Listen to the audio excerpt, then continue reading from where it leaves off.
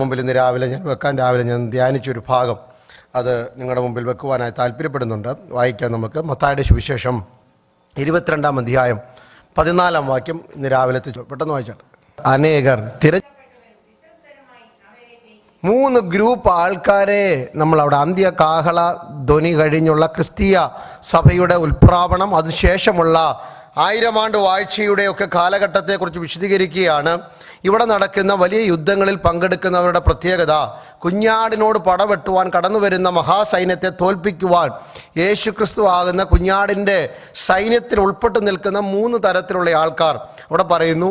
അവൻ തൻ്റെ കൂടെ വിളിക്കപ്പെട്ടവർ, തിരഞ്ഞെടുക്കപ്പെട്ടവർ, വിശ്വസ്തർ. 3 ഗ്രൂപ്പ് ആൾക്കാരെയാണ്. ഇതാണ് ഞാൻ ഇന്ന് രാവിലെ ഈ ചിന്തയായിട്ട് കൊണ്ടുവരുന്നത്. യേശു തൻ്റെ ഐഹിക ജീവിതകാലത്ത് പ്രസംഗിക്കുന്നു. വിളിക്കപ്പെട്ടവർ അനേകർ, തിരഞ്ഞെടുക്കപ്പെട്ടവരോ ചുരുക്കം. സങ്കീർത്തനക്കാരൻ പറയുന്നു, നിന്റെ പ്രാകാരങ്ങളിൽ പാർക്കേണ്ടതിന് നീ തിരഞ്ഞെടുത്ത് അടുപ്പിക്കുന്ന മനുഷ്യൻ ഭാഗ്യവാൻ. ഇവിടെ പറയുന്നു വിളിക്കപ്പെട്ടവർ, those who are called, those who are chosen and those who are faithful. വിളിക്കപ്പെട്ടവർ, തിരഞ്ഞെടുക്കപ്പെട്ടവർ, വിശ്വസ്തർ. ഈ ഒരു 3 കാറ്റഗറിയാണ് ഇന്നും ഉള്ളത്. സ്തോത്രം. നാം ഒരു സഭയിലായാൽ, ഒരു സമൂഹത്തിലായാൽ, പെന്റിക്കോസ്റ്റ് എന്ന് പറയുമ്പോൾ തന്നെ ഏത് ഡിനോമിനേഷൻ ആയാലും ദൈവമക്കളെന്ന് നാം പറയുമ്പോൾ നമ്മളെല്ലാം വിളിക്കപ്പെട്ടവരാണ്. ദൈവശബ്ദം കേട്ടവരാണല്ലോ.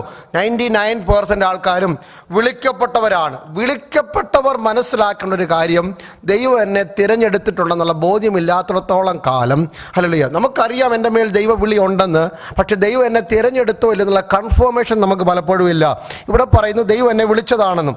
അങ്ങനെ യേശുവിൻ്റെ കാലഘട്ടത്തിൽ വിളി കേട്ട ഒത്തിരി പേരുണ്ടായിരുന്നു. മത്തായിയുടെ സുവിശേഷം 19-ാം അധ്യായം 2-ാം വാക്യം വായിക്കുമ്പോൾ വലിയൊരു പുരുഷാരമാണ് യേശുവിൻ്റെ അടുക്കൽ വചനം കേൾക്കുവാൻ കടന്നു വന്നത്. എപ്പോഴും ഹല്ലേലൂയ. നമ്മ മത്തായി ലൂക്കോസ് 5-ാം അധ്യായത്തിൽ വായിക്കുന്നു, പുരുഷാരം തിരുവചനം കേൾക്കേണ്ടതിന് അവനെ തിക്കിക്കൊണ്ടിരുന്നു. അവിടെ പുരുഷാര നിമിത്തം അവർക്ക് അകത്ത് കടപ്പാൻ കഴിഞ്ഞില്ല എന്നൊക്കെ പറയുമ്പോൾ യേശുവിൻ്റെ പ്രസംഗം കേൾക്കുവാൻ ആ കാലഘട്ടത്തിൽ വലിയ ആൾക്കൂട്ടമായിരുന്നു. അപ്പം ഇനിയും അതിൻ്റെ പ്രത്യേകത എന്ന് പറയുന്നത് വചനത്തിൻ്റെ ശക്തി കൊണ്ടായിരുന്നു. എന്നാൽ ആ ആൾക്കൂട്ടത്തിനേക്കാൾ യേശു ഇച്ചിരും കൂടെ ഒരു ചെറിയൊരു കൂട്ടത്തെയാണ് തിരഞ്ഞെടുത്തത്. ഒത്തിരി പേരാണ് വചനം കേട്ടതെങ്കിലും. ലൂക്കോസ് 10-ാം അധ്യായത്തിൻ്റെ 1-ാം വാക്യത്തിൽ 1-ാമത്തെ തിരഞ്ഞെടുപ്പ് കാണാം. ലൂക്കോസ് 10-ന്റെ 1. 70 പേരെ തിരഞ്ഞെടുക്കുന്നതായിട്ട് അവിടെ കാണുന്നുണ്ട്. എന്തിനാണ് അവരെ നിയമിച്ചത്?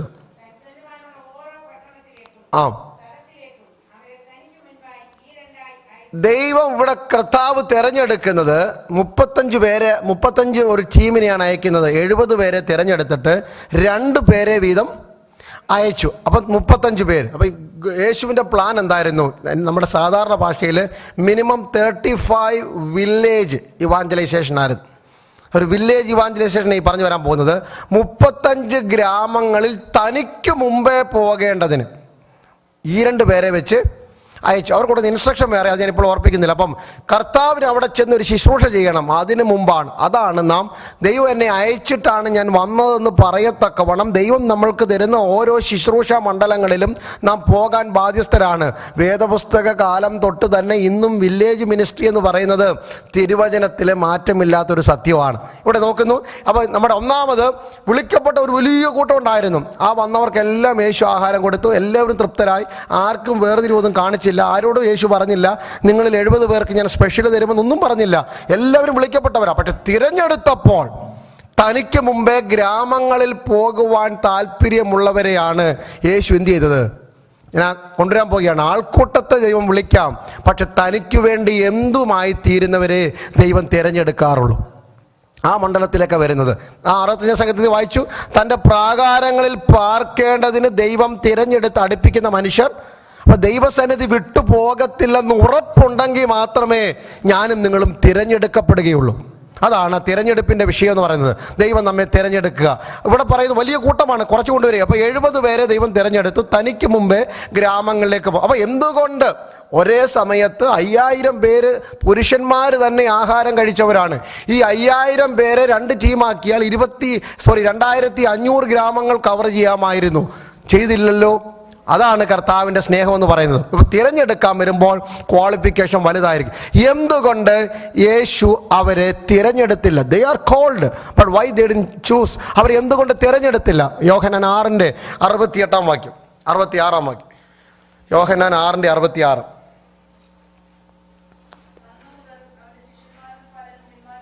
അതിന് മുമ്പുള്ള വാക്യം കൂടെ വായിച്ചു, 65.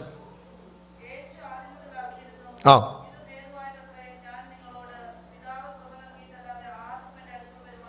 നോക്കുക, വിളിക്കപ്പെട്ടവർ അനേകമുണ്ട്. അതുകൊണ്ട് യേശു പറയുക, ഞാൻ സത്യം നിങ്ങളോട് പറയുകയാണ്, കൃപയില്ലാതെ ആർക്കും കൂടെ നിൽക്കാൻ പറ്റത്തില്ല. അന്ന് മുതൽ പലരും എന്ത് ചെയ്തു? പിൻവാങ്ങിപ്പോയി. അപ്പോൾ പെന്തിക്കോസ്ത് സഭയിലെ പിന്മാറ്റം എന്ന് പറയുന്നത് നമ്മൾ ഉദ്ദേശിക്കുന്ന പോലെ മോശമായി ജീവിക്കുന്നതല്ല. കർത്താവിൻ്റെ വചനം കേൾക്കുമ്പോൾ ഒരു സ്റ്റെപ്പ് പുറകോട്ട് പോകുന്നത് ആ സത്യത്തിൽ പിന്മാറ്റം എന്ന് പറയുന്നത്. സ്തോത്രം ഹല്ലേലൂയ. അന്ന് മുതൽ പലരും എന്ത് ചെയ്തു? അവരാരും യേശുവിനെ വേണ്ടാന്ന് പറഞ്ഞു പോയതല്ല. കാരണം അപ്പം തിന്ന് സന്തോഷിച്ച് ആത്മീയ സമൃദ്ധി, രോഗസൗഖ്യം കിട്ടിയില്ലെങ്കിൽ നാളെ എന്ത്? ഞാൻ ആഗ്രഹിച്ചൊരു വിഷയം നടന്നില്ലെങ്കിൽ എന്ത്? ഈ ഒരു ചോദ്യം മുന്നിൽ വരുമ്പോൾ 2 സ്റ്റെപ്പ് മുന്നോട്ട് വെക്കുമോ പുറകോട്ട് പോകുമോ? ഇതാണ് പിന്മാറ്റത്തിൻ്റെ മാനദണ്ഡം. ഇവിടെ പറയുന്നു 70 പേരെ ഈരണ്ടീരണ്ട് അയക്കുമ്പോൾ 5000 പേരുണ്ടായിരുന്നു കയ്യിൽ. 2500 ഗ്രാമങ്ങളൊക്കെ സുവിശേഷീകരിപ്പാൻ കർത്താവിന് ഒരു പാടുമില്ലായിരുന്നു. പക്ഷെ പിന്മാറിപ്പോകുന്നവരെ കൊണ്ട് വചനം പറയുന്നു, പിന്മാറുന്നുവെങ്കിൽ എൻ്റെ ഉള്ളത്തിന് അവനിൽ പ്രസാദമില്ല. അപ്പം അവനെ കൊള്ളത്തില്ല, വിശ്വസ്തനല്ല. അതുകൊണ്ടാണ് അവർ പിന്മാറ്റത്തിലേക്ക് പോയി എന്ന് ഞാൻ പറഞ്ഞതിൻ്റെ അർത്ഥം. ഞാൻ ഇനി ആ ഭാഗം കൊണ്ടുവരാൻ പോവുകയാണ്. യേശുവിൻ്റെ ആർമിയിൽ 3 കൂട്ടം ആൾക്കാരുണ്ട്. Those were called, those were chosen and faithful. വിളിക്കപ്പെട്ടവർ, തിരഞ്ഞെടുക്കപ്പെട്ടവർ, വിശ്വസ്തർ. യേശു ഇവിടെ തന്നെ പറയുന്നു, വിളിക്കപ്പെട്ടവർ അനേകർ, തിരഞ്ഞെടുക്കപ്പെട്ടവരോ ചുരുക്കമത്രേ. ഇനി അവിടെ കൊണ്ടും തീരുന്നില്ല, ഇനി ഇച്ചിരൂടെ ചെറുതാക്കാൻ പോകുക. ലൂക്കോസ് 6-ാം അധ്യായത്തിൻ്റെ 12-ാം വാക്യം. ലൂക്കോസ് 6:12.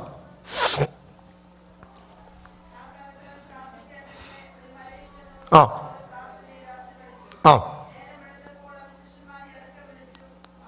ഇവിടെ നോക്ക്, 12 പേരെ ശിഷ്യന്മാരെ ഒന്നുകൂടെ വായിച്ചിട്ടാ വാക്യം. നേരം വെളുത്തപ്പോൾ 12 പേരെ തിരഞ്ഞെടുത്തു. അതിന് മുമ്പ് ഒരു വാക്യം കൂടെ വായിച്ചാൽ, രാത്രി മുഴുവൻ മലയിൽ പ്രാർത്ഥനയിൽ ചെലവഴിച്ചിട്ട് യേശു ഹല്ലേലൂയ അരികെ വിളിച്ചിട്ട് അവരിൽ നിന്ന് എത്ര പേരെ തിരഞ്ഞെടുത്തു? നമ്മൾ പിന്നെ മടങ്ങിപ്പോകണം ഒന്നും കൂടെ. വിളിക്കപ്പെട്ടവർ many are called, few are chosen. അങ്ങനെയെങ്കിൽ 70 പേരെ തിരഞ്ഞെടുക്കാമായിരുന്നുവല്ലോ. 35 ഉള്ള 2 ടീം, 35 ടീം ഉണ്ടായിരുന്നല്ലോ യേശുവിന്. എന്നിട്ടും തിരഞ്ഞെടുപ്പിൻ്റെ ആ മണ്ഡലത്തിലേക്ക് വരുമ്പോൾ ഇച്ചിരൂടെ കുറച്ചിട്ട് 12 പേരെ 1/3. നമ്മൾ ആവറേജ് എടുത്തു കഴിഞ്ഞാൽ 1/3 of the previous chosen one were appointed as the apostles. അതിൽ നിന്ന് 3/1 ഭാഗത്തെ മാത്രമേ ദൈവം തെരഞ്ഞെടുത്തുള്ളൂ. നോക്കണം ദൈവത്തിൻ്റെ തെരഞ്ഞെടുപ്പ്. കാരണം വില്ലേജുകളിൽ പോയി 70 പേര് പോയി സുവിശേഷം പറഞ്ഞെങ്കിലും തിരിച്ചു വന്നിട്ട് അവരുടെ തുള്ളിച്ചാടൽ നിങ്ങൾ കണ്ടായിരുന്നല്ലോ. ലൂക്കോസ് 10-ാം അധ്യായത്തിലുണ്ട്. അവർ തിരിച്ചു വന്നിട്ട് they were ഓവർ എക്സൈറ്റഡ്. ഞാൻ ഒന്നും കൂടെ വിശദീകരിക്കാം. ഈ പറയുന്ന ദൂത് നിങ്ങൾ മനസ്സിലാക്കണം. 5000 പേർ കർത്താവിൻ്റെ വിളി കേട്ട് വന്നവരാ. അവർക്ക് 3 ദിവസമായിട്ട് തിരിച്ചു പോകാൻ എന്തിലായിരുന്നു താല്പര്യം? അപ്പം നിങ്ങൾ ചോദിക്കും, അപ്പം തിന്നത് കൊണ്ടാണ്? അല്ല, ആദ്യത്തെ 3 ദിവസം അവരിൽ ആരും വിശപ്പിനെ കുറിച്ച് ചിന്തിച്ചിട്ടേ ഇല്ല. ഇവർ പോയാൽ പറഞ്ഞയക്കണമെന്ന് പറയുന്ന ആരാ? ശിഷ്യന്മാരൊക്കെ അല്ലേ പറഞ്ഞയക്കുന്നത്. പക്ഷെ യേശുവാ പറഞ്ഞത് അവർ പോയാൽ വഴിയിൽ തളർന്നു പോകുമെന്ന് പറഞ്ഞത്. അപ്പോൾ ഇവർ വന്നത് സത്യത്തിൽ എന്തിനു വേണ്ടി അല്ല വന്നത്? അപ്പം തിന്നാൻ വേണ്ടി വന്നതല്ല. പക്ഷെ അപ്പം കൊടുത്തു കഴിഞ്ഞപ്പം ഇതാ കുഴപ്പം. ഞാൻ പറഞ്ഞതിൻ്റെ അർത്ഥം നിങ്ങൾക്ക് മനസ്സിലായല്ലോ. കിട്ടിയില്ലേ നമുക്ക് പ്രശ്നമൊന്നുമില്ല, കിട്ടിയാൽ പിന്നെ കിട്ടിക്കൊണ്ടേയിരിക്കണം. ഞാൻ പറഞ്ഞതിൻ്റെ ദൂത് മനസ്സിലായോ? കിട്ടിയില്ലെങ്കിൽ നമുക്ക് എന്താല്ല പ്രശ്നമൊന്നുമില്ല. പക്ഷെ ഒരിക്കൽ കിട്ടിത്തുടങ്ങിയാൽ പിന്നെ എപ്പോഴെങ്കിലും നിന്നാലാ കംപ്ലൈൻറ്റ്. അതുകൊണ്ടാണ് പലതും കർത്താവ് എന്ത് ചെയ്യാത്തത്. സ്തോത്രം വേണ്ട, ഉറക്കെ പറഞ്ഞാട്ടെ. പലതും തരാത്തതിൻ്റെ കാരണം എന്താ? ഒരിക്കൽ കിട്ടിത്തുടങ്ങിയാൽ പിന്നെ അത് മുടങ്ങിയാൽ പിന്നെ സഭയും വേണ്ട, വീടും വേണ്ട, ഒന്നും വേണ്ട, ദൈവവും വേണ്ട. അതുകൊണ്ട് കർത്താവ് പറയും, ഈ നീ നഷ്ടപ്പെടുന്നതിനെക്കാട്ടി നല്ലത് നിനക്ക് ആ നന്മ നഷ്ടപ്പെടുന്നതാ. നീ എൻ്റെ പിടിവിട്ട് പോകുന്നതിനെക്കാട്ടി നല്ലത് നീ ആ നന്മ ഇല്ലാതിരിക്കുന്നതാ. അതാ ദൈവം ആഗ്രഹിക്കും. ഞാൻ പറഞ്ഞതിൻ്റെ അർത്ഥം, അപ്പോൾ ഈ 35 പേരുള്ള 2 ടീമിനെ അയക്കുമ്പോൾ ദൈവം ഇവിടെ ആഗ്രഹിക്കുന്നത് 5000 പേര് അപ്പം കിട്ടിക്കഴിഞ്ഞപ്പോൾ പിന്നെ യേശു ഒരു പ്രസംഗം പ്രസംഗിച്ചു. ഏത് പ്രസംഗം? അതുവരെ കാത് കൂർപ്പിച്ചിരിക്കുകയായിരുന്നു. നിന്റെ വായിലെ മൊഴികളൊന്ന് കേട്ടാൽ മതി. 3 ദിവസമായിട്ടും അവർക്ക് എവിടെ പോകണ്ട? വീട്ടിൽ പോകണ്ട. വയറ് നിറഞ്ഞ് ആഹാരം കഴിച്ച് കഴിഞ്ഞിട്ട് 10 മിനിറ്റേ പ്രസംഗിച്ചുള്ളൂ. അന്നേരം എപ്പോൾ അവർക്ക് എവിടെ പോകണം? അന്നേരം എവിടെ പോകണം? 12:30 ആകാൻ നോക്കിയിരിക്കുക എങ്ങനെയും വീട്ടിൽ പോകണമെന്ന്. മറ്റേ എത്ര ഇരുന്നാലും കുഴപ്പമില്ലായിരുന്നു. ഇതാ പ്രശ്നം. ഞാൻ നമ്മുടെ മൊത്തത്തിൽ പറഞ്ഞതിനർത്ഥം നമ്മുടെ എല്ലാ സാഹചര്യങ്ങളും മാറിയതിൻ്റെ കാരണം ദൈവം സാഹചര്യം മാറ്റുമ്പോൾ നാം ദൈവത്തിൻ്റെ സ്നേഹം മാറ്റും. ദൈവം സാഹചര്യം മാറ്റുമ്പോൾ നാം അഭിഷേകത്തിൻ്റെ അളവ് മാറ്റും.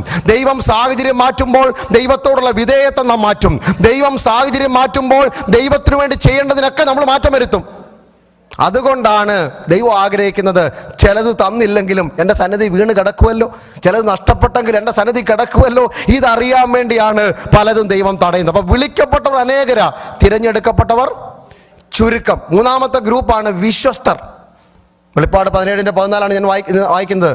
തിരഞ്ഞെടുക്കപ്പെട്ടവർ ആരാണ്? വിശ്വസ്തരാരാ? കുറച്ചേ ഉള്ളു, കാണാനേയില്ല വിശ്വസ്തന്മാരെ. അങ്ങനെ ഒരു ഗ്രൂപ്പിനെയാണ് ദൈവം തിരഞ്ഞെടുത്തത്. നോക്കണം, ആദ്യമേ 5000-ലധികം പുരുഷന്മാർ അല്ലെങ്കിൽ വലിയ ആൾക്കൂട്ടം, അതിൽ നിന്ന് 70 പേരെ എക്സ്ട്രാക്ട് ചെയ്തെടുത്തു, അവരെ വില്ലേജിലൊക്കെ വിട്ടു. ഇനി ഞാൻ പറഞ്ഞതിൻ്റെ അർത്ഥം ഇവരുടെ റിപ്പോർട്ട് നോക്കണം. ഇവർ വിശ്വസ്തരാണോ ഇല്ലയോ എന്ന് അറിയുന്നത് എങ്ങനെ? നമ്മുടെ റിപ്പോർട്ട് കൊണ്ടാണ്. When I return with after my ministry I return with a report, then God will recognise that whether that will be praising God or praising a person. അതാണ് എപ്പോഴും അറിയേണ്ടത്. ഇവർ 70 പേര് റിപ്പോർട്ട് കൊണ്ട് വന്നിട്ട് ഭയങ്കര തുള്ളിച്ചാടും. യേശു അവിടെ നിൽക്കുകയാണ്, നിലത്തും താഴെയൊന്നുമല്ല, 70 പേര് ഇങ്ങനെ നിൽക്കുക. എന്തോ ഒരു സാക്ഷ്യം പറയുന്നേ, അവര് ഭൂതങ്ങൾ ഞങ്ങൾക്ക് കീഴടങ്ങുന്നു. സ്തോത്രം. ഇന്നലെ വരെ ഭൂതത്തെ കാണുമ്പോൾ ഓടിയ പാർട്ടികളാണ് ഞങ്ങൾ. പക്ഷെ ഇന്ന് തൊട്ട് ഞങ്ങൾക്ക് എന്ത് ചെയ്യുന്നു? ഭൂതങ്ങൾ കീഴടങ്ങുന്നു. പിന്നെ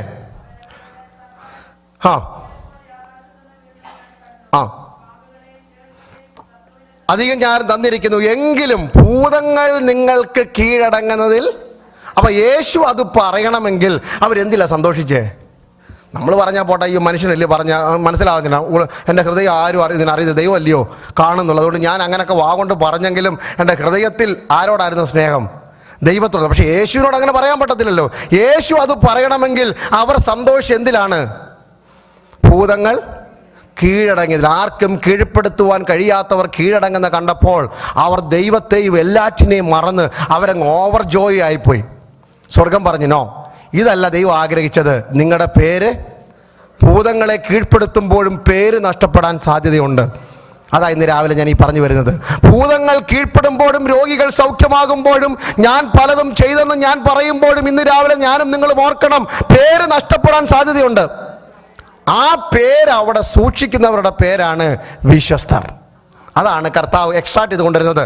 വിളിക്കപ്പെട്ടവർ അനേകം, തിരഞ്ഞെടുക്കപ്പെട്ടവർ ചുരുക്കം, വിശ്വസ്തരെയോ കാണുവാനില്ല. 112-ാം സംഘത്തിൽ 1-ാം വാക്യം വായിച്ചാട്ടെ. 112 അല്ല ആണെന്ന് തോന്നുന്നു, മാറിപ്പോയി. 112 ചാൻസ് കുറവാണ്.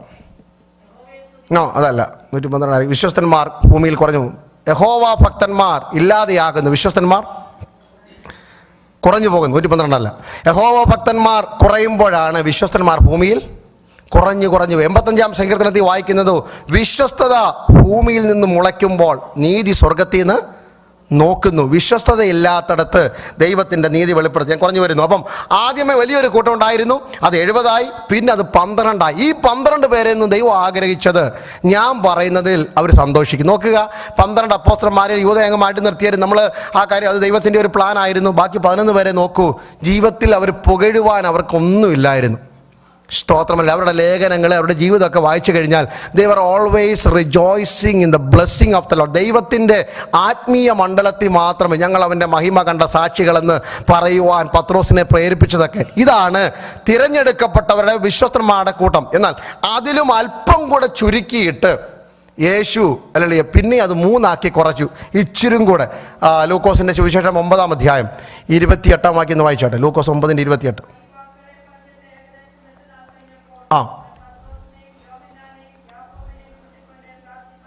പ്രാർത്ഥിക്കാൻ പോകുമ്പോൾ ചിലപ്പോൾ എല്ലാവരെയും വിളിച്ചെന്ന് വരത്തില്ല.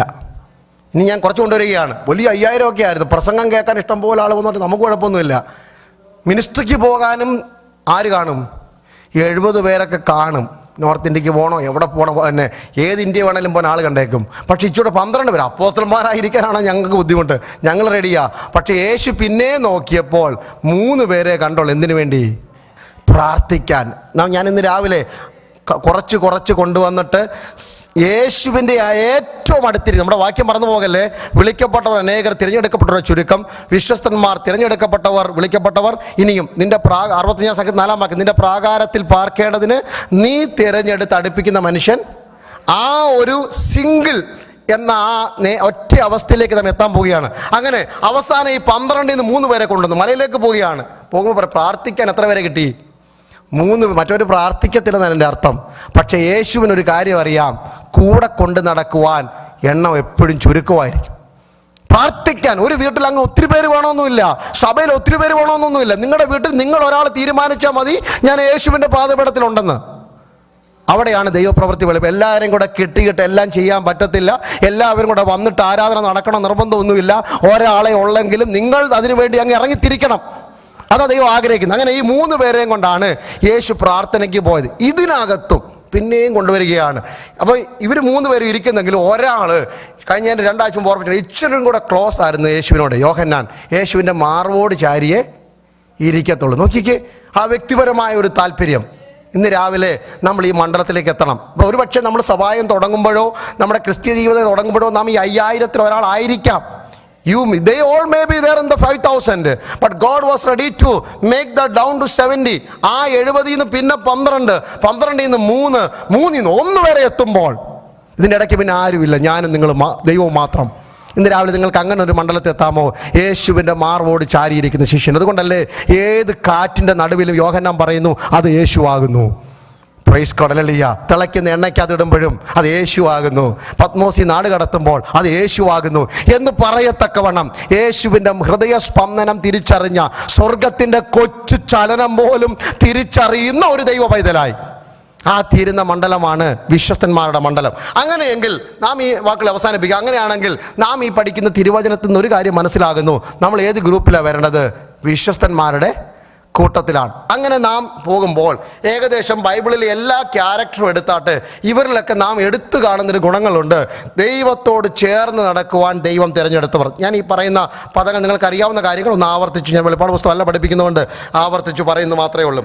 അബ്രഹാമിനെ ദൈവം തിരഞ്ഞെടുത്തപ്പോൾ എല്ലാവരെയും തിരഞ്ഞെടുത്ത പോലല്ല, ഒരു പുതിയ ആരാധനയ്ക്ക് വേണ്ടിയാണ് തിരഞ്ഞെടുത്തത്. അത് നിങ്ങൾ മറന്നു പോകരുത്. അബ്രഹാമിനെ കുറിച്ച് ഞാൻ വിശ്വാസത്തിൻ്റെ പിതാവാണ്, പക്ഷെ ഞാൻ പഠിച്ചിരിക്കുന്ന ഒരു മണ്ഡലം വിശ്വാസത്തോടു കൂടി അബ്രഹാം ചെയ്ത കാര്യം ആരാധനയുടെ പുതിയ സ്റ്റെപ്പ് ചവിട്ടിക്കയറി. കഴിഞ്ഞ സൺഡേ പോലെ പാടാൻ ആരും ഇന്ന് രാവിലെ ഇടിയിരിക്കരുത്. കഴിഞ്ഞ സൺഡേയിലെ പോലെ പ്രാർത്ഥിക്കാൻ ഇരിക്കരുത്. പുതിയ അബ്രഹാം ഇറങ്ങി തിരിച്ചപ്പോൾ പിജലവൃക്ഷത്തിൻ്റെ ചുവട്ടിൽ ആരാധന കഴിക്കുന്നു, യാഗപീഠം പണിത് ആരാധന കഴിക്കുന്നു, ലോത്ത് വിട്ടുപോയപ്പോൾ ആരാധന കഴിക്കുന്നു. പക്ഷേ 22-ാം അധ്യായം എത്തുമ്പോൾ മകനെ കൊടുത്ത് തന്നെ യാഗം കഴിക്കുന്നു. So he is coming up from the dust to the bottom of the peak of the mountain. ഓരോ മലയും ചവിട്ടിക്കയറുന്ന ഒരു ആരാധനയാണ്. അതാണ് ആരാധനയുടെ പുതിയ മേഖലയ്ക്ക് വേണ്ടി അബ്രഹാമിനെ ആരും ആരാധിക്കാത്ത പോലെ എന്നെ ആരാധിക്കുവാൻ ഒരുവനെ എനിക്ക് വേണം എന്ന് നാം ഇന്ന് രാവിലെ സ്വർഗം ആവശ്യപ്പെട്ടാൽ നിങ്ങൾക്ക് ആ വ്യക്തിയാകാൻ പറ്റുമോ? സ്തോത്രം, ഹല്ലേലൂയ. അതാണ് ഇന്ന് രാവിലെ ദൈവത്തിന് അറിയേണ്ടത്. ആ വ്യക്തി ഞാനായിരിക്കും. ഇന്ന് രാവിലെ ആരും ആരാധിക്കാത്ത പോലെ എൻ്റെ ദൈവത്തെ ആരാധിപ്പാൻ ധനം കൊണ്ട്, മാനം കൊണ്ട്, മഹിമ കൊണ്ട്, തലമുറയെ കൊടുത്ത്, ജീവിതം കൊടുത്ത്, എന്തും സമർപ്പിച്ച് സമർപ്പണത്തോടെ ഏത് മലയും കയറുന്നവനായി ഞാൻ മാറും. രണ്ടാമത്, ഹല്ലേലൂയ, മോശയോട് ചോദിക്കും, നിന്നെ എന്തിനാ തിരഞ്ഞെടുത്തത്? പുതിയ പ്രമാണങ്ങൾക്ക് വേണ്ടിയാ എന്നെ തിരഞ്ഞെടുത്തത്. ഇന്ന് വരെ ഒരു ചട്ടവും ഒല്ലല്ല, ഒരു ചിട്ടയും ആർക്കും ഇല്ലായിരുന്നു. പക്ഷെ സ്വർഗം പറഞ്ഞു, നീ എൻ്റെ കൂടെ ഇറങ്ങിത്തിരിക്കെ ഈ ജനത്തിന് ഞാൻ ചട്ടങ്ങളും പ്രമാണങ്ങളും കൊടുക്കും. നമ്മളെ പേർ ചൊല്ലി വിളിക്കുമ്പോൾ he is able to give us an ordinance. നമുക്കൊരു ഓർഡർ തരാൻ വേണ്ടി ദൈവം വിളിക്കുന്നത്. അത് നമ്മൾ മറന്നു പോകില്ല. അപ്പോൾ ദൈവം തിരഞ്ഞെടുക്കുന്ന മനുഷ്യരാണ് ഭാഗ്യവാന്മാർ. ഹല്ലേലൂയ. യോശുവയോട് ചോദിക്ക്, കുഞ്ഞ് നിന്നെ എന്തിനാ വിളിച്ചത്? ഇന്ന് വരെ ആരും ചെയ്യാത്ത പോത്ത സ്ട്രാറ്റജിയോടുകൂടി യുദ്ധം ചെയ്യുവാനും. അത് മറന്നു പോകല്ലേ. മോശയുടെ കൂട്ടുള്ള ശുശ്രൂഷയല്ല യോശുവയ്ക്ക്. യോശുവയുടെ യുദ്ധങ്ങളൊക്കെ ഡിഫറൻറ്റ് യുദ്ധങ്ങളായിരുന്നു. ആരംഭഘട്ടങ്ങളിൽ വാളുകൊണ്ടാണ് യോശുവ യുദ്ധം ചെയ്തത്. പിന്നെ കുറേ കഴിഞ്ഞപ്പോൾ ദൈവം പറഞ്ഞു, ഇനി വാളുകൊണ്ട് യുദ്ധം ചെയ്യേണ്ട, പാട്ടും പാടി നടന്നാൽ മതി. പണ്ടത്തെ ബുദ്ധിമുട്ട് കാണത്തില്ല കേട്ടോ, ഒരല്പം അങ്ങോട്ട് മുന്നോട്ട് പോകുമ്പോൾ. സ്തോത്രമല്ല. ഇന്നലെ നിങ്ങൾ കഷ്ടപ്പെട്ടതിനൊക്കെ ആ കൃപയിൽ ഒരിക്കൽ നിങ്ങൾ ശുശ്രൂഷിച്ച, ഒരിക്കൽ നിങ്ങൾ പ്രാർത്ഥിച്ച അതേ മണ്ഡലമല്ല. ചില സമയങ്ങളിൽ മതിലിന് ചുറ്റും നടന്നാൽ മതി. സ്തോത്രമല്ലിയ. യഹോവ വാളുകൊണ്ടല്ല യുദ്ധം ചെയ്തതെന്ന് ചില സമയങ്ങളിൽ തെളിയിക്കത്തക്കവണ്ണം നിങ്ങൾക്കുള്ള അനുഭവങ്ങൾ, അതിനുവേണ്ടിയാ യോശുവയെ ദൈവം തിരഞ്ഞെടുത്തത്. നോക്ക്, ഗിദെയോനോട് ചോദിക്കൂ, ദൈവം എന്തിനാ നിന്നെ തിരഞ്ഞെടുത്തത്? ഒരു പുതിയ അധികാരത്തിന് വേണ്ടിയാ, പുതിയ ശുശ്രൂഷയ്ക്ക് വേണ്ടിയാ ദൈവം തിരഞ്ഞെടുത്തത്. വേഗം ഞാൻ പറഞ്ഞു പോകാം. അങ്ങനെ രൂത്തിനോട് ചോദിക്കൂ, നീ എന്തിനാ വേദപുസ്തകത്തിൽ ഇങ്ങനെ ഒറ്റപ്പെട്ട് നിൽക്കുന്നത്? ഏത് വ്യക്തിക്കും കൃപയിൽ ഉയരാമെന്ന് തെളിയിക്കാൻ വേണ്ടിയാ. സ്തോത്രം. നമ്മൾ പലപ്പോഴും പറയും, ഹല്ലേലൂയ, നമ്മൾ ആരാ? ഞാൻ ആരും അല്ലല്ലോ. പക്ഷെ ഏത് വ്യക്തിക്കും ഇസ്രയേലിൻ്റെ ദൈവത്തിൻ്റെ ചിറകിൻ്റെ നിഴലിൽ വന്നു കഴിഞ്ഞാൽ ഒരു ഉന്നത സ്ഥാനം ലഭിക്കും. അതാണ് ഈ രൂത്ത് ഒറ്റപ്പെട്ട് നിൽക്കുന്നത്. മോവാബിൻ്റെ ശാപത്തിൽ നിന്ന് 10ാം തലമുറയ്ക്ക് പോലും അകത്തു വരുവാൻ കഴിയാത്തവൾ ക്രിസ്തുവിൻ്റെ ജനറേഷനിൽ വന്നു പെടണമെങ്കിൽ കൃപയുടെ വലുപ്പം എത്ര! ആ വീണ്ടെടുപ്പ് പദ്ധതി എന്താണെന്ന് ഇന്ന് രാവിലെ നാം തിരിച്ചറിയണം, അല്ലല്ലേ? ദാവീദിനോട് ചോദിക്കും, നിന്റെ തിരഞ്ഞെടുപ്പ് എങ്ങനെ? സംഘത്തിന് വേണ്ടി ദാവീദാണല്ലോ. നിന്റെ തിരഞ്ഞെടുപ്പ് എങ്ങനെയാ? ആർക്കും രാജാവാകാം. ആർക്കും കൃപയുണ്ടെങ്കിൽ ആർക്കും രാജാവാകാം. കൃപ പോയാൽ ഏത് രാജാവും താഴെ ഇറങ്ങേണ്ടി വരും. അത് തിരിച്ചറിയാനാ സ്വർഗം എന്നെ തെളിവാക്കിയത്. ഇസ്രയേലിൻ്റെ രാജസ്ഥാനത്ത് എന്നെ കൊണ്ടുവന്നതിൻ്റെ കാരണം നമുക്കൊരു പാഠമാണ്. അത് നിങ്ങൾക്ക് പ്രത്യേകിച്ച് ബാക്ക്ഗ്രൗണ്ട് ഒന്നും വേണ്ട. ആർക്കും ദൈവാഭിഷേകമുണ്ടെങ്കിൽ ഉയരങ്ങളിലെത്താം. അതിന്ന് രാവിലെ നാം തിരിച്ചറിയണം. അതിന് പ്രത്യേകിച്ച് ബാക്ക്ഗ്രൗണ്ട് ഒന്നും വേണ്ട. ദൈവത്തിൻ്റെ കൃപയുണ്ടെങ്കിൽ ഇന്ന് രാവിലെ നിങ്ങൾ അങ്ങനെ പറഞ്ഞാൽ മതി. കുഞ്ഞുങ്ങളെ അങ്ങനെ പറഞ്ഞ് പഠിപ്പിക്കണം. മക്കളെ അല്ലിയ അപ്പൻ്റെയും അമ്മയുടെ സാമ്പത്തിക സൗകര്യങ്ങളോ അവരുടെ വിദ്യാഭ്യാസം ഒന്നും നോക്കരുത്. നിങ്ങൾ നടക്കുന്ന മണ്ഡലങ്ങളിൽ ദൈവമക്കൾ ഞാൻ കഴിഞ്ഞാൽ ഓർപ്പിച്ച് നടക്കുക. നിങ്ങളുടെ കുഞ്ഞുങ്ങൾക്ക് വേണ്ടി നിങ്ങൾ പ്രാർത്ഥിച്ചോ. തക്ക സമയത്ത് ദൈവം അവരെ ആരാക്കണമോ എവിടെ കൊണ്ടെത്തിക്കണമോ അത് ദൈവം ചെയ്തോളും. പക്ഷെ അവരോട് ചൂണ്ടി പറയണം. നോക്ക്, ബൈബിളിലെ കഥാപാത്രങ്ങളൊക്കെ പഴയ കാലത്ത് നമ്മുടെ മാതാപിതാക്കൾ നമുക്ക് കഥ പറഞ്ഞു തരുന്ന പോലെ കുഞ്ഞുങ്ങൾക്ക് ഈ കഥയൊക്കെ ഒന്ന് പറഞ്ഞു കൊടുത്ത് നോക്കി. നമ്മുടെ കുഞ്ഞുങ്ങൾക്കെല്ലാം നല്ല കഥ, നമുക്കറിയാത്ത കാര്യങ്ങൾ അറിയാവുന്ന കുഞ്ഞുങ്ങളാണ്. നിങ്ങൾ ഈ യൂത്തിൻ്റെ മീറ്റിങ്ങിനൊക്കെ വന്നു കഴിഞ്ഞാൽ അവരോട് ചോദിച്ചാൽ അറിയാം. നമ്മളൊന്നും ബൈബിളിൽ കാണാത്ത കാര്യങ്ങൾ അവർ പറയും. നമ്മളതിന് വലിയ ഇൻട്രസ്റ്റാണ് കൊടുക്കുന്നത്. അവർക്ക് അതൊക്കെ വലിയ ഇൻട്രസ്റ്റ്, അങ്ങനെ അറിയാവുന്ന പിള്ളേരാ. അപ്പോൾ നിങ്ങൾ ആ കാര്യത്തിനും പേടിക്കണ്ട. പക്ഷെ എന്നാലും വചനം നമ്മൾ പറഞ്ഞുകൊണ്ടേയിരിക്കണം. യോശുവോട് പറഞ്ഞത് നിന്റെ തലമുറയോട് പറയണം, ഇരിക്കുമ്പോഴും നടക്കുമ്പോഴും നെറ്റിമേൽ പട്ടമായിട്ടൊക്കെ കെട്ടണം. നമ്മൾ ഇപ്പോഴത്തെ ബമ്പർ സ്റ്റിക്കർ പോലെ അന്നത്തെ കാലത്ത് പറഞ്ഞു കൊടുക്കണം, എഴുതി വെക്കണം. യഹോവ നമ്മുടെ ദൈവമാണ്. കയ്യിൽ അത് എന്തായിരിക്കണം? പട്ടമായിരിക്കണം. ഹൃദയത്തിൻ്റെ മാംസപ്പലയിൽ ഉണ്ടായിരിക്കണം. ഇതൊക്കെ കാണുമ്പോൾ കുഞ്ഞുങ്ങൾ ചോദിക്കും, ഡാഡി എന്തിനാ അങ്ങനെ എഴുതി വെച്ചിരിക്കുന്നത്, എന്തിനാ അങ്ങനെ ചെയ്തിരിക്കുന്നത് ചോദിക്കുമ്പോൾ നമ്മൾ പറയണം, ഇത് ദൈവം ഞങ്ങളെ നടത്തിയ വഴികളാ. അതിനല്ലയോ യോർദാൻ്റെ അകത്ത് 12 കല്ലിട്ടേക്കുന്നത്. യോർദാൻ്റെ അകത്ത്. അപ്പം നിങ്ങൾ ചോദിക്കും, അയ്യോ പാസ്റ്ററെ അല്ല യോശുവായി നിങ്ങൾ എന്തിനായി കൊണ്ടുവന്ന് വെള്ളത്തിനകത്ത് കൊണ്ടുവന്ന്? നമ്മുടെ ഭാഷ പറഞ്ഞാൽ വെള്ളത്തിൽ വരച്ച പോലെ ആയിപ്പോയല്ലോ. ഈ 12 കല്ല് കൊണ്ടുവന്ന് എവിടെ നാട്ടി? യോർദാൻ്റെ നടുവിൽ നാട്ടി. എന്നിട്ട് ഇതങ്ങ് മൂടുകയും ചെയ്തു. പക്ഷേ എന്തെങ്കിലും ഒരു ദിവസം പറ്റുമല്ലോ, ഉണക്ക് വരുമല്ലോ. അപ്പം നമ്മൾ കാണാം. അപ്പം ചോദിക്കും, ഈ കല്ല് ഇവിടുന്ന് വന്നെന്ന്. അത് മറക്കാതിരിക്കാൻ കരയിലുമുണ്ട്, 12 കല്ല് കരയിലുമുണ്ട്. അന്ന് കുഞ്ഞുങ്ങൾ ചോദിക്കണം, ഈ കല്ല് എന്തിനാണെന്ന്. അപ്പോൾ നിങ്ങൾ പറയണം, ദൈവം തുറന്ന വഴിയാണെന്ന്. ഒരടയാളം എപ്പോഴും നമ്മുടെ വീട്ടിൽ കാണണം. ഒരടയാളം എപ്പോഴും വീട്ടിൽ കാണണം. സ്തോത്രമല്ലിയ. ഇന്ന് രാവിലെ നമ്മുടെ വീട്ടിൽ പഴയത് മറക്കാത്ത എന്തെങ്കിലും ഒരു തെളിവ് കാണണം. ഞാൻ പറഞ്ഞത് അതിൻ്റെ ഫോട്ടോ കൊണ്ട് തൂക്കിടാനല്ല, നിങ്ങളുടെ ഹൃദയത്തിൽ അതുണ്ടായാൽ മതി. ദൈവം നടത്തിയ വഴികൾക്ക് സ്തോത്രം ചെയ്യാൻ ഹൃദയത്തിനകത്തുണ്ടായാൽ മതി. അത് നമ്മുടെ പ്രാർത്ഥനയിലെങ്കിലും പറയണം, സ്തോത്രത്തിലെങ്കിലും അത് വെളിപ്പെടുത്തണം. അല്ലയ്യ. അങ്ങനെ പുത്തൻ ആരാധനയ്ക്കായിട്ടും അനുഭവങ്ങൾക്കുമായി ഇവരെയൊക്കെ ദൈവം തിരഞ്ഞെടുത്തത്. ഏലിയാവിനോട് ചോദിക്കൂ, നിന്നെ എന്തിനാ തിരഞ്ഞെടുത്തത്? നിനക്ക് വിരൽ ചൂണ്ടി പറഞ്ഞാൽ പോരെ, പക്ഷേ പ്രാർത്ഥിച്ചാലേ കാര്യം നടക്കത്തുള്ളൂ എന്ന് വരുവാനുള്ള തലമുറയ്ക്ക് തെളിയിച്ചു കൊടുക്കുവാനാണ് ഞാൻ നിന്നെ തിരഞ്ഞെടുത്തിരിക്കുന്നത്. സ്തോത്രം. ഓരോ വിഷയത്തിനും നീ മുഴങ്കാലും മടക്കി പ്രാർത്ഥിക്കണം. അപ്പോൾ സഭയ്ക്ക് മനസ്സിലാകും, സമൂഹത്തിന് മനസ്സിലാകും, പ്രാർത്ഥിച്ചാലേ മഴ നിൽക്കത്തുള്ളൂ, പ്രാർത്ഥിച്ചാലേ മഴ പെയ്യത്തുള്ളൂ, പ്രാർത്ഥിച്ചാലേ തീ ഇറങ്ങത്തുള്ളൂ, പ്രാർത്ഥിച്ചാലേ കാര്യങ്ങൾ നടക്കത്തുള്ളൂ എന്നൊരു കാഴ്ചപ്പാട് ജനത്തിന് പറഞ്ഞു കൊടുക്കുവാൻ ദൈവം നിന്നെ തിരഞ്ഞെടുത്തതാണ്. ഇനി പറഞ്ഞു വരുന്നതിൻ്റെ ചുരുക്കം ഇതാ, നിങ്ങളെക്കുറിച്ച് ഓരോരുത്തരെക്കുറിച്ചും ദൈവത്തിൻ്റെ തിരഞ്ഞെടുപ്പിൻ്റെ പിന്നിൽ ഓരോ ഉദ്ദേശമുണ്ട്. 70 പേരെ, 12 പേരെ, 30 പേരെ, 3 പേരെയൊക്കെ തിരഞ്ഞെടുക്കുമ്പോൾ ഓരോരുത്തരെയും തിരഞ്ഞെടുക്കുന്നതിന് പിന്നിൽ ഉദ്ദേശം വേറെയാണ്. സ്തോത്രം. ഏലിശയോട് ചോദിക്കും, നിന്നെ എന്തിനാ തിരഞ്ഞെടുത്തത്? ചോദിച്ചാൽ എന്തും തരുന്നൊരു ദൈവമുണ്ട്. ആത്മാവിൻ്റെ ഇരട്ടി പങ്ക് ചോദിച്ചു വാങ്ങിയാൽ, നമ്മൾ ചോദിക്കാത്ത കൊണ്ടാണ് ദൈവം നമുക്ക് തരാത്തത്. You don't have, why we don't ask. Hallelujah. അല്ലെങ്കിൽ നമ്മൾ എന്തുകൊണ്ട് we have not, hallelujah, we have not asked exactly at God expecting. ദൈവം ആഗ്രഹിക്കുന്ന പോലെ ഞാനും നിങ്ങളും ചോദിക്കാത്തത് കൊണ്ടാണ് നമുക്കത് പലതും ലഭിക്കാത്തത്. സ്തോത്രം. ഹല്ലേലൂയ. ദാനിയേലോട് ചോദിക്കൂ, നിനക്കെന്തിനാ ദൈവം തിരഞ്ഞെടുത്തത്? പുത്തൻ ദർശനങ്ങൾക്കായി. എല്ലാ കണ്ണുകളും അടയ്ക്കാൻ വാക്കുകൾ അവസാനിപ്പിക്കും. പ്രൈസ്കൊടലിയ സമയം 5 മിനിറ്റ് വ്യത്യാസം ഉണ്ടല്ലേ? ഓക്കെ. പുത്തൻ ദർശനങ്ങൾക്കായാണ് ദൈവം നമ്മെ തിരഞ്ഞെടുക്കുന്നത്. എല്ലാ കണ്ണുകളും അടച്ചാട്ട്. ഇന്ന് രാവിലെ ഞാൻ പറഞ്ഞ വചനം ഒന്ന് നിങ്ങളുടെ ഹൃദയത്തിൽ കൊണ്ടുവന്നാട്ട്. കർത്താവേ, എന്തിനാ അങ്ങനെ തിരഞ്ഞെടുത്തത്? സ്തോത്രം. വിളിക്കപ്പെട്ടവർ അനേകർ, തിരഞ്ഞെടുക്കപ്പെട്ടവരോ ചുരുക്കം. വിശ്വസ്തന്മാരെ കാണാനേയില്ല.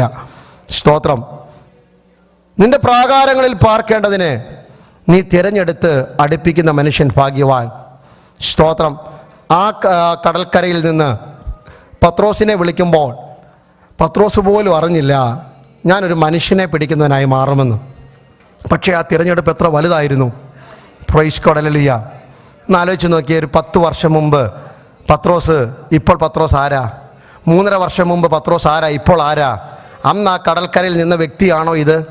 സ്തോത്രം. ജീവിതത്തിൻ്റെ ആരംഭഘട്ടത്തിൽ ആ വലയും പടകുമായി കരയിൽ നിന്ന പത്രോസും പെന്തിക്കോസ്തിൽ ആ മാളികമുറിൽ നിന്ന് പ്രസംഗിക്കുന്ന പത്രോസിനെയും തമ്മിൽ ഒത്തിരി വ്യത്യാസമുണ്ട്. സ്തോത്രം, സ്തോത്രം. ഇന്ന് രാവിലെ ഈ ഡിഫറൻസ്, ഈ കാലഘട്ടത്തിൽ നിങ്ങൾക്കുണ്ടായ വ്യത്യാസം എന്താണെന്ന് നിങ്ങളൊന്ന് ഒരു നിമിഷം ഞാൻ തരികയാണ്. Look back. നിങ്ങളും നിങ്ങളുടെ കടൽക്കരയും ഇന്ന് നിങ്ങളിരിക്കുന്ന ആത്മീയ ഭൗതിക മണ്ഡലങ്ങളും തൻ്റെ രണ്ടിനും ഇടയ്ക്കുള്ള ആ കാലഘട്ടത്തിൽ ദൈവം വരുത്തിയ വ്യത്യാസങ്ങൾ, ഇതിൻ്റെ പേരാ സ്വർഗത്തിന് പ്രസാദം തോന്നിയാൽ അവൻ നമ്മെ തിരഞ്ഞെടുക്കും.